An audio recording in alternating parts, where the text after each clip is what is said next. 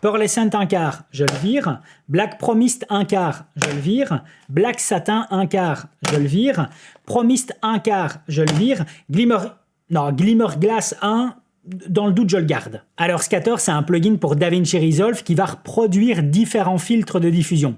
Moi, je l'utilise depuis un mois et je l'ai découvert sur la chaîne YouTube de Blaine. C'est direct devenu un coup de cœur, ce plugin.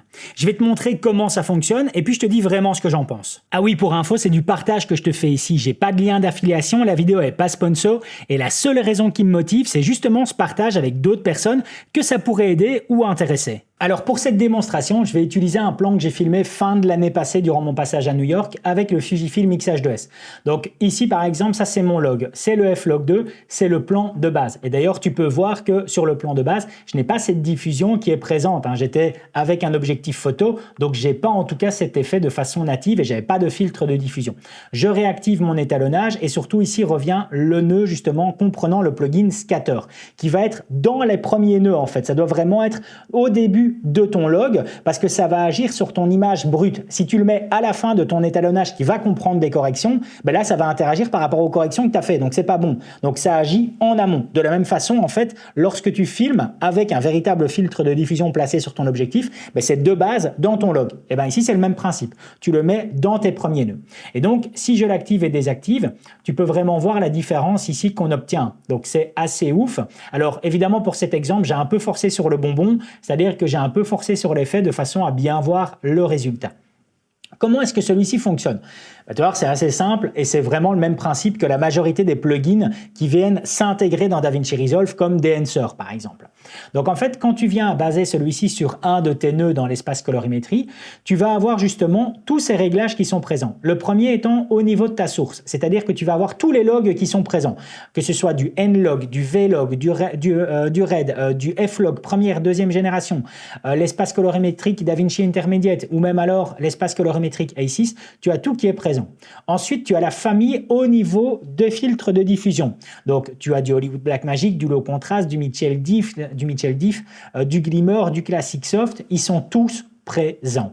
Et de la même façon que lorsque tu achètes un filtre de diffusion, tu vas pouvoir choisir en fait ton intensité. Est-ce que tu veux que ce soit du 1/8, du 1/4, du moitié, du 1? Et ces niveaux d'intensité vont changer évidemment suivant le type de filtre de diffusion que tu choisis dans Scatter. Ensuite, tu as ton intensité qui reprend en fait l'opacité. C'est-à-dire que si très clairement tu aimes bien les réglages que tu as fait, mais tu te rends compte, comme par exemple ici sur l'exemple, que tu as un peu forcé sur le bonbon, ben voilà, tu peux diminuer et ici je reviens à 0. Donc là, tu peux jouer sur cette intensité. Ensuite, tu vas avoir le réglage au niveau de la focale, au niveau de la valeur de ton objectif. Alors, ça c'est quelque chose qui va être intéressant pour toutes les personnes qui évoluent dans le domaine haut de gamme de la fiction. C'est-à-dire que c'est à mentionner qu'un filtre de diffusion Black Promised, par exemple, en intensité 1/4, si tu le mets sur un objectif de 24 mm, eh bien, tu n'auras pas le même rendu que si tu le mets sur un objectif de 50 mm. Donc, en gros, sur tous ces tournages de fiction haut de gamme, lorsque tu veux garder justement une constante au niveau de cet effet de diffusion, à chaque fois, tu dois adapter ces différentes valeurs suivant la focale de ton objectif. Ici, tu sais le faire et c'est sur base d'un capteur Super 35 au niveau des réglages. Ensuite, tu as tout ce qui est réglage d'ajustement comme le Highlight Color Recovery qui va en fait essayer de remapper sur base d'un algorithme tous les endroits de ton plan qui sont en fait écrêtés. Et là, il va essayer de remapper quelque chose d'un point de vue colorimétrie. Donc, c'est très bien fait. Là-dessus, tu vas aussi pouvoir régler tout ce qui est la propagation en fait de la teinte de ta diffusion. Donc, moi ici, tu peux voir au niveau de mon image. Regarde ici, si je le mets complètement, j'ai pas de propagation de teinte au niveau de ma diffusion et si je le remets au maximum, tu vois que je récupère une teinte rosée sur l'ensemble de mon plan, d'accord? Et là, par rapport à ça, je sais aussi jouer sur la saturation. Donc, tu peux voir que je sais jouer sur la saturation en fait de la propagation. Donc, tu sais vraiment en fait interagir par rapport à tout ça et même chose sur le glow en fait qui est présent au niveau de ta diffusion, tu peux aussi jouer, tu vois, et tu peux vraiment en fait effectuer pas mal de réglages par rapport à tout ça. Donc, ça, ce sont tous des éléments qui sont intéressants sur lesquels tu peux interagir. Ensuite, tu vas aussi pouvoir te donner la possibilité de changer en fait cette teinte au niveau de la diffusion. Donc, c'est-à-dire que si tu as envie d'amener quelque chose d'un peu plus vert, eh bien, sans aucun problème, tu sauras le faire. Par exemple, si je prends ce plan du boxeur ici, alors je vais revenir sur mon nœud scatter, eh bien, de base, si je le désactive, tu peux voir que j'ai quelque chose qui est plus magenta, en fait, dans mon image. Et là, pourtant, au niveau des réglages dans scatter, ben, j'ai en fait manipulé le canal du rouge pour avoir quelque chose d'un peu plus vert sur la tonalité de la diffusion. Et tu peux voir vraiment l'effet que ça donne au niveau du mur. On voit que ça amène quelque chose. OK ? Au niveau des autres réglages, ben, tu vas aussi retrouver tout simplement de la même façon que lorsque tu appliques un système de vignettage dans ton plan, ben, cette bordure, est-ce que tu veux qu'elle soit en mode miroir, en mode répété, en mode vignette? Là, tu choisis un peu ce qu'il en est. Et puis après, dans la partie Help, tu as aussi le View, tu as aussi le User Guide, donc ton guide d'utilisateur qui va te donner en fait toutes les explications du fonctionnement du plugin Scatter.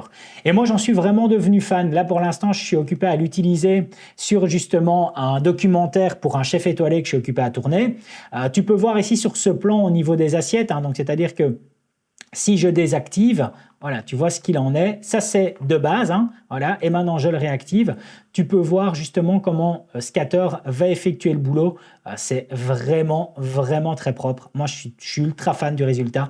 Même chose ici sur ce plan. Hein. Regarde ici la lumière de l'arrière-fond. Si je désactive, voilà ce qu'il en est. Et tu vois, hein, ça touche pas en fait au contraste. Hein, ça vient pas à niquer mes noirs. Non, c'est vraiment nickel. Même chose ici sur la dalle de diffusion. Tu vois, la dalle de lumière ici, ça fait un super bon boulot. C'est vraiment nickel. Et si j'avance vraiment ici sur le plan, ouais, ça touche pas en fait. Et tu le vois ici au niveau de ma waveform, hein, ça touche pas au niveau du contraste de l'image. Alors évidemment, c'est suivant le type de filtre de diffusion que tu choisis. Mais ici, voilà. Avec le filtre de Hollywood Blackmagic, ça touche pas au niveau de mes contrastes. Et donc, c'est vraiment, vraiment très bien fait. Bon, on va parler pognon car au niveau du prix, ça pique. Mais quand je te dis que ça pique, ça pique. En fait, t'es pas loin des 500 balles hors taxe pour le plugin. Ou en tout cas, si tu veux l'acheter, car tu peux aussi le louer. Et si tu te dis que c'est trop cher, c'est que c'est tout simplement pas fait pour toi. Ça sert à rien de dire que c'est du vol en commentaire, car perso, moi, je me sens pas volé après les avoir payés. Et si tu te dis que la diffusion, c'est idiot de le voir en post-production, dis-toi que c'est un débat stérile. Moi, il y a 5 mois, j'avais ce commentaire sur une de mes vidéos dans laquelle j'interagissais et je demandais les avis sur les filtres de diffusion. Et il y a 5 mois, je me disais que c'était aberrant de lire ça en commentaire, alors que moi maintenant, je partage complètement cet avis. Personne n'a tort, personne n'a raison. Par contre, ça ne vaudra le coup que si tu viens à l'utiliser soit chaque semaine, ou alors à te le faire rentabiliser sur base d'un gros projet. Et en ce qui concerne tous mes filtres de diffusion, je vais vraiment les revendre, car sinon je sais très bien en fait qu'ils vont juste prendre la poussière. Et en plus, ça va me permettre de rembourser une partie du prix du plugin. Pour info, et même s'il n'y a pas de possibilité d'essayer le plugin depuis leur site internet, tu peux faire comme moi en leur envoyant un mail en demandant si c'est vraiment pas possible de tester avant. Moi, c'est comme ça que j'ai reçu un code d'activation de 2 semaines, ce qui m'a vraiment permis de me faire une idée sur le plugin. Bref, encore un sujet de niche bien chiant qui fera aucune vue, mais j'avais vraiment envie de t'en parler. Et d'ailleurs, si tu sais pas quoi faire après cette vidéo, tu peux regarder ça, car là, je vais te parler des filtres ND et comment bien choisir la densité par rapport au nouveau profil log. À tout de suite.